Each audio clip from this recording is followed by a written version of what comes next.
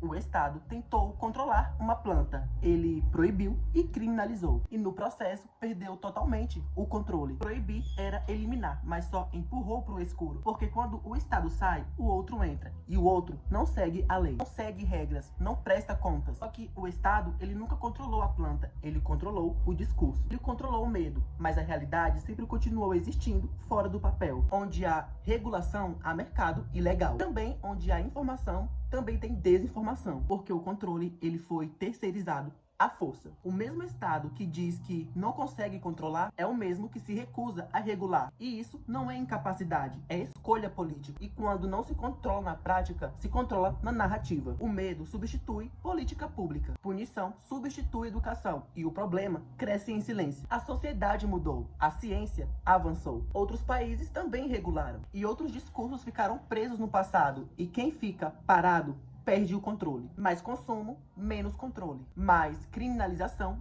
e menos segurança. Mais discurso moral e menos solução real. E quem paga não é o Estado, é a população. É quem vive no meio do caos, criado por uma proibição mal pensada. Admitir que perdeu o controle é admitir que o modelo falhou. E poder, raramente, admite falha. A cannabis não saiu do controle. Ela nunca esteve no controle. Quem saiu do controle foi a política, a narrativa, a promessa de proteção. E a pergunta é simples. Se o Estado não conseguiu controlar uma planta, o que mais ele diz controlar, mas na verdade já perdeu? O Estado faz de conta que controla. Operações, discursos, leis antigas. Só que, na prática, o fluxo continua. Quando o controle é só cena, quem assiste acredita. Só que quem vive sabe. Proibição dá sensação de ordem, mas sensação não é realidade. A realidade é que o caos foi organizado para poder parecer controle. Perigo não é definido por nada, é definido por convivência. O que não consegue controlar é rotulado como ameaça. Mudar significa admitir erro, e admitir erro significa perder poder.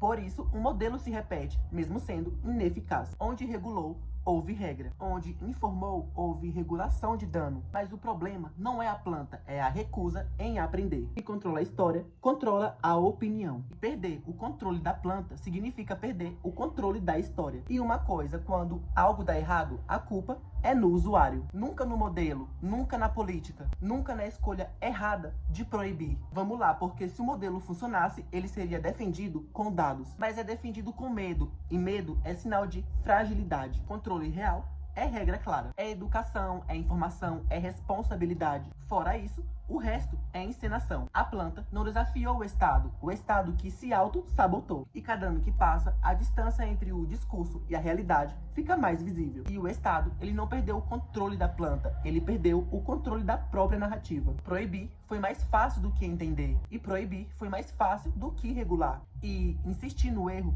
foi mais fácil do que mudar. A questão aqui não é se a planta deveria ser controlada. A questão é quanto tempo uma sociedade aceita um modelo que todo mundo sabe que não funciona. E a cannabis, ela não é inimiga. Ela só virou inimiga quando parou de dar lucro para quem controlava a história. O problema nunca foi a planta, e sim pelo fato dela ser simples, barata, antiga e impossível de patentear. Porque quando algo cresce da terra sem pedir permissão, o sistema treme. Porque não dá para cercar uma ideia que nasceu antes da lei. Não dá para pagar milênios de uso com uma canetada. E não dá para chamar de perigo aquilo que foi cura, alívio, rituais e escolha por gerações. A cannabis foi proibida para poder parecer controle. Só que gerou descontrole. Foi proibida para proteger, mas lotou cadeias, alimentou o mercado ilegal e transformou o usuário em alvo. E defender a cannabis não é defender abuso, é defender a verdade. É defender ciência no lugar de medo. É defender regulação no lugar de guerra. É defender o direito de adulto decidir sem ser tratado como criminoso. E quem tem medo da planta não tem medo do efeito. Tem medo do que a verdade faz quando vem à tona. Porque quando a narrativa cai, ela cai junto com o discurso, a moral seletiva e o poder